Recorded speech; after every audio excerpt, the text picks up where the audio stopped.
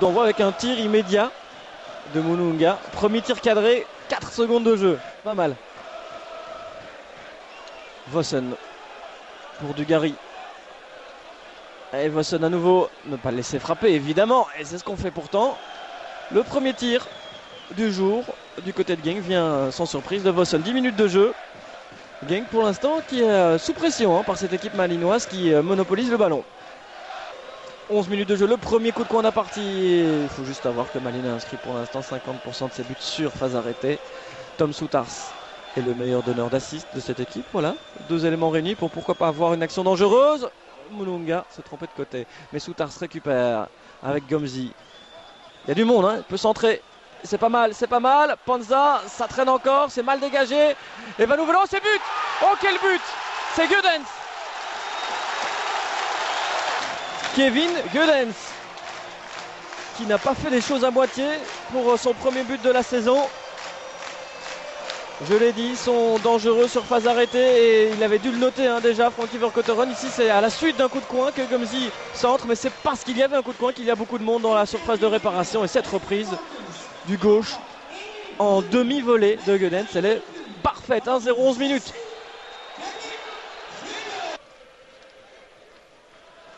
Ouais, ça passe pour Barda, un peu d'espace pour la première fois pour lui aux abords du rectangle avec Jelovossen, ça devient dangereux, même si on revient derrière vers Tozer. Annelé, Vossen, petite feinte pour Barda, oh que c'est bien joué, et c'est pas assez puissant. Premier très bon mouvement de Genk après 26 minutes de jeu et première alerte pour les Malinois. Vossen, c'était joli pour Barda, là aussi c'était réussi, sauf le tir.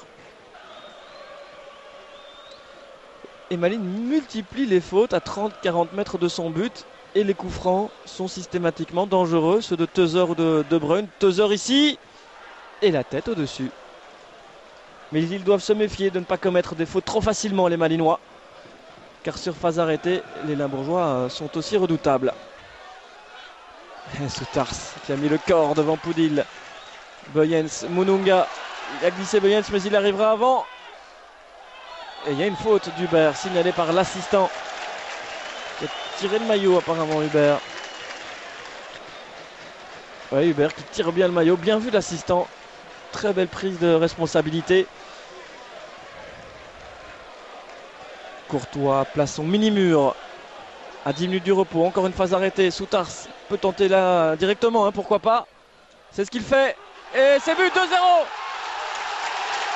C'est Panza, je pense, qui marque. Les phases arrêtées, on le sent depuis le début du match, vont être capitales. Et pour l'instant, le sont du côté malinois. Alors, il y avait beaucoup de monde. Je dois bien vous dire que je ne suis pas sûr que ce soit Panza qui est marqué. Oui, c'est bien lui. Tête dévissée. Avec un bon coup franc de Soutars, bien tendu. Il suffit de les toucher. Cela, effectivement, c'est ce qu'a fait Panza. 2-0 à 10 minutes du repos. Et troisième assist de la saison pour Soutars au passage.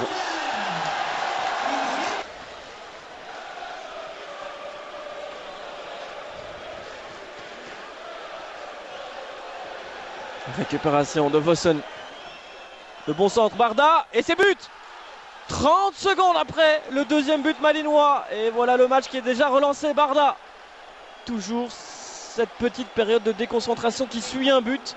Un peu moins d'application au marquage. Mais Barda, il le marque là dans un trou de souris. Et quand Vossen ne marque pas, il est à la passe. C'est un beau but quand même du côté limbourgeois. Limpide. Un centre en retrait à terre. Il plonge au premier poteau. Imparable pour Renard. 2-1. Troisième coup de coin de la deuxième mi-temps pour Genk. Le 11e en tout. Tozer pour le donner de ce côté-là, comme d'habitude.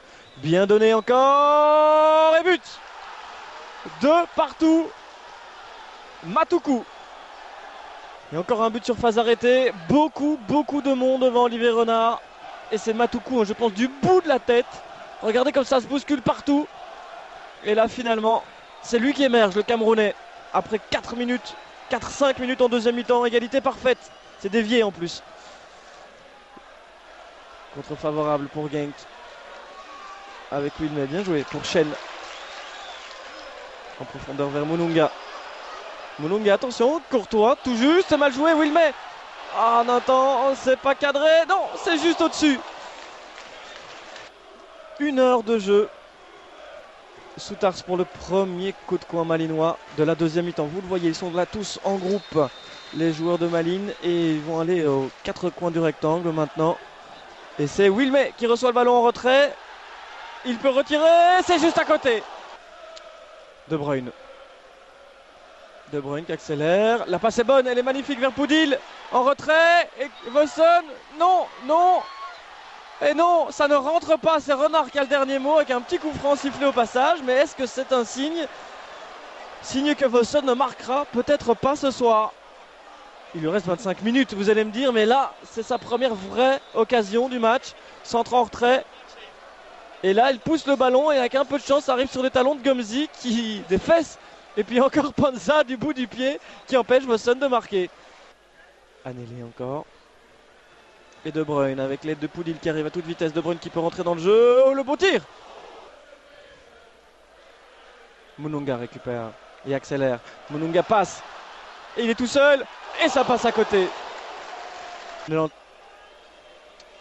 On est dans le temps additionnel. Un coup franc un petit peu bêtement concédé par Malines. Et quand on connaît les bons frappeurs du côté de Genk, ça peut être décisif. Camus. Oh, que ça part bien. C'est sur la barre. Ogunjimi, il est remplaçant. Et c'est cadré. Mais là, Renard est là.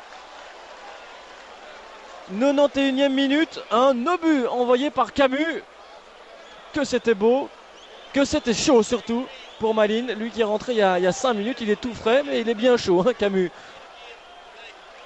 Il reste 30 secondes exactement dans le temps additionnel. Gorus pour un dernier corner dans cette partie. Pas mal, pas mal, pas mal. Et c'est juste au-dessus. La tête de Van Oevelen. Ce sera le dernier danger d'un match animé avec beaucoup de buts. Malines pour la deuxième fois d'affilée à domicile a mené 2-0. Et pour la deuxième fois d'affilée, eh bien, ne prend qu'un point, 2 buts partout. Genk est toujours invaincu. Malines aussi toujours invaincu à domicile. Et finalement c'est un match nul logique. Je trouve que l'équilibre était là, le jeu était pour nous, mais je pense que les chances étaient surtout pour Genk. Je pense que c'est mérité, c'est un score juste, exact. On connaît la qualité de Malines ici à la maison, c'est la mentalité, c'est se battre pour chaque mètre et ils l'ont fait, on savait à quoi s'attendre et bon, on a essayé de jouer un peu le même jeu tout en jouant notre jeu aussi au sol. Je crois qu'on a bien réussi et bon, voilà. Un petit coup de trop peu avec cette balle sur la latte et la balle sur la ligne là en deuxième mi-temps. Aujourd'hui on a vu un bon Malines, un Malines qui prouve qu'il peut tenir tête aux grandes équipes. Voilà, en début de championnat on était dans les 3 premiers, on avait clairement dit qu'on n'était pas à notre place, c'était pas notre objectif. Notre objectif c'était les playoffs 1 et voilà, je pense que avec cette manière-là, je pense qu'on pourrait les atteindre. On a mal débuté, je crois, puis on s'est bien repris. Ces 2 goals, surtout le deuxième, je crois, évitable, mais c'est souvent comme ça. Mais quand on revient dans cette situation et qu'à certains moments, on prouve quand même que selon moi, on est la meilleure équipe. Je ne dis pas qu'on méritait plus, mais j'ai quand même l'impression qu'il y avait moyen d'avoir plus. Et ça laisse faire un petit goût amer d'un autre côté quand on voit le parcours, hein, quand on voit les points qu'on a et quand on voit quand même la qualité aussi de l'adversaire. Il n'y en a pas beaucoup que je crois qui vont prendre des points ici. Et voilà, c'est déjà fini pour aujourd'hui, mais vous allez le voir, le sport continue sur la RTBF pendant tout le week-end. C'est déjà le retour de Basket 1 demain soir, un peu avant 23h, juste avant le Studio 1 et les matchs du samedi. Et puis pour les courageux, c'est l'événement de ce week-end, le championnat du monde de cyclisme en direct d'Australie de 1h à 8h du matin. Ce sera sur la 2 et donc en direct. Pour les un petit peu moins courageux, il y a la rediffusion au début d'après-midi, juste avant le cyclocross de Namur. N'oubliez pas non plus les rendez-vous rallye, le week-end sportif. Et c'est presque tout pour ce beau week-end sportif sur la RTBF. À très bientôt, bonne soirée, bon week-end à toutes et à tous. Salut!